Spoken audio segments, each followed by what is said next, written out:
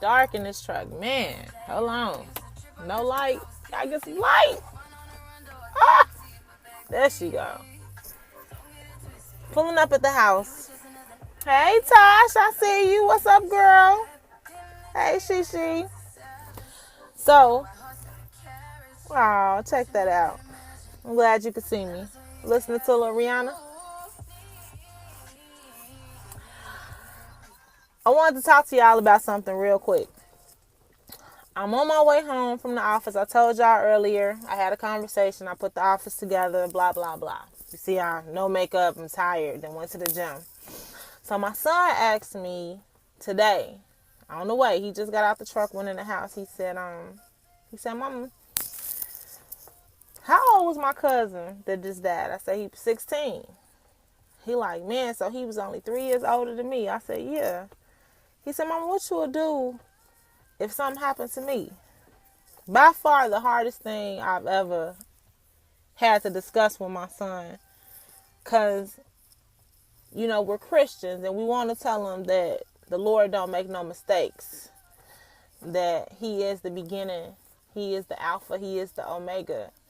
And when your time is up, your time is up. But it's funny because how do you look at it? On the one hand, a 14 and a 16-year-old child walking down the street from the store gets shot by somebody just coming down the street shooting. Not shooting at them, but shooting.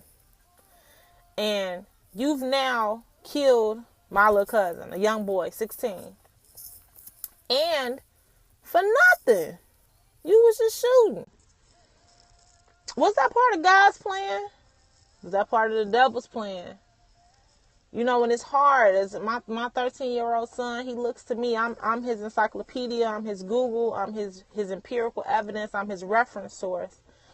But I had to tell him, like, son, I don't know what I would do if something happened to you. I hope that every scripture, every prayer, every friend, everybody that knows me will come put their hands on me to make sure that I stay sane. I've been with you for 13 whole years. I don't know life without my son. And I don't know what to say to my cousin as she prepares to bury her son. What do you say to someone that's finna lose that has lost their son? And when we put him in the ground, it's gonna get real. It's gonna get real. On one hand, we angry. You want to go retaliate at the people that shot him. On the other hand, you want to, as a Christian, say, the Lord don't make no mistakes. His time was up. Job well done, son. You need to come home. On one hand, you want to say that these niggas is fucking crazy and they don't have no respect for human life. I definitely posted on Facebook the other day, like, if y'all don't have no respect for human life, then why don't you take the gun, put it in your mouth, and just neuter yourself? You don't care about life no way, so why are you out here taking other people's lives? Why don't you just go kill yourself?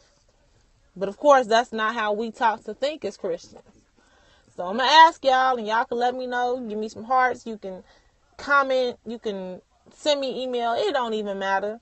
I just really want to know, what's the correct response? What's the correct feeling when you keep seeing that it's us killing us? Yeah, the police killing us. These KKK members and these white people, they don't like us. Whatever. But what do you do when it's us killing us? I'm literally finna go bury my 16-year-old cousin. Good boy. Inglewood. Hard area of Chicago. Hard. But guess what? He ain't that nigga. You'd have thought he grew up in Mayberry somewhere. I appreciate that. He not. He's walking down the street on his way home. And y'all got y'all man stuck on some dumb shit. And you went and shot. Now, what if we was as dumb as you and we go shoot up your block? We come kill your son, your nephew, your father, uncle. We be just as fucking crazy as y'all. But instead, we got to take that pain and that hurt. And in addition to that, this is a 16-year-old black boy that's going to be that would have been a grown man. Do you know how much we need you, brothers? Like right now, we are in such desperate need of a strong man, a man. Y'all being hunted. You being hunted because of how strong your presence is. It's a fear. You got to tear down what's too strong. See, a black man, and it's nothing against any other race, but see, a black man, in my mind, I picture a black man as a strong, powerful king, lion, tiger, panther, just strong. The ability to bear all things. And they killing you. The police, they killing you. They putting you in jail. You hooked on drugs. But fuck, we killing each other. So how can we fight a war against these white folks and these fucked up, crazy in the head, rogue ass cops, these Klan members? How? How we go to war with them and we shooting our soldier they supposed to be guarding my six? How? The government got a lot to do with it. I'm with you. The government got a lot of propaganda and a lot of shit been set in place for us. But that don't have shit to do when I pull the trigger on something that look like me. Nothing. Now, as I go bury my cousin tomorrow, and I put this young man in the ground, and I watch my cousins that's about that life get ready to go be about that life, then what?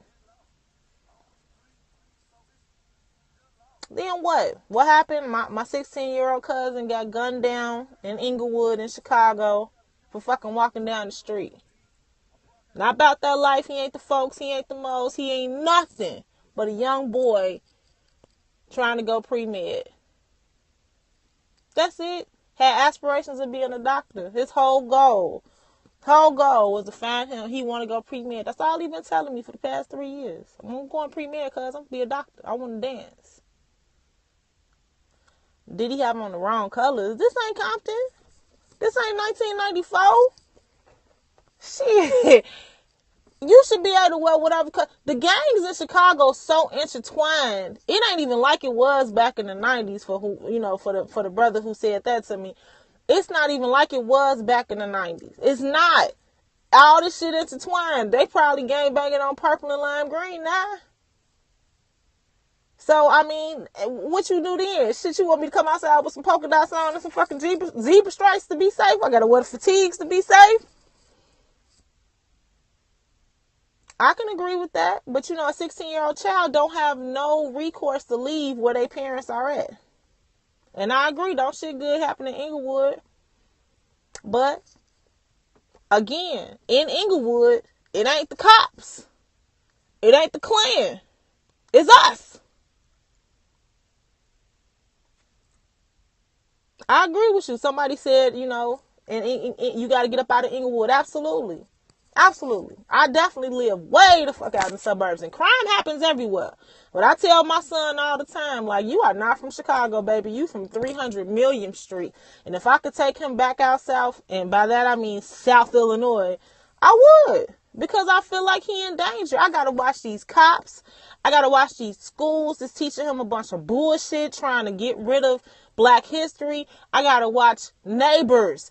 I got to watch these white people that I live out here by. I got to watch all these people for my son. And that's why I say that black man is such a powerful, endangered species, because I'm the woman. And I'm thankful that I got a man in the house with me. But single parents, single moms, they got to do it on their own. They got to be the cook, the cleaner, the teacher, the educator, the mentor, everything. Now they got to be the protector outside the house. Like, that's why y'all hunted so badly, because your presence in this community and in that house is so powerful. But I ain't gonna keep y'all all night. I'm a little salty that my son definitely did ask me what I would do if he got killed by a police officer or walking down the street. And I just don't know, man. On one end, I want to say I'm gonna pray for it, and I'm gonna think that the Lord thought it was time to bring you home. And on one end, I know I'm gonna go batshit fucking crazy in my mind without my son because he was took. Or do I say he went home? It's something to think about. Because as I go talk to my cousin, as we put my 16-year-old cousin in the ground, I'm be honest with you. Whatever she feeling, I feel her. Said the government put things into place to keep our communities that way. I agree with that, but didn't nobody make them niggas put them needles in their arm? They put that shit in the community, them drugs, that crack, all that shit. They put that shit in the community. I'm with you. But did nobody make you put that needle in your arm? Did nobody make you fire up that pipe? Not one. And the shit don't become an epidemic till the white people do it. So, now that you got white people on heroin, now it's a fucking epidemic. Now you got judges, instead of sending their ass to jail like they do for the crack for the black people, they doing rehab. It's an epidemic. Now that they popping mollies, it's a problem. It ain't just send them to the slammer. I think I missed your comment. No hypes are in all races. No, but absolutely. I agree. I don't disagree with that. No hospitals in Inglewood. Not no major shit. Not no shit you want to go to. The hospital that's close to Inglewood, ain't shit going on in there but ODs. On some real shit.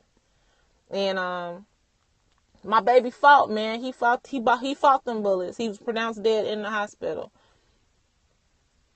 He fought it. And I thankfully the other kid that was with him, he survived.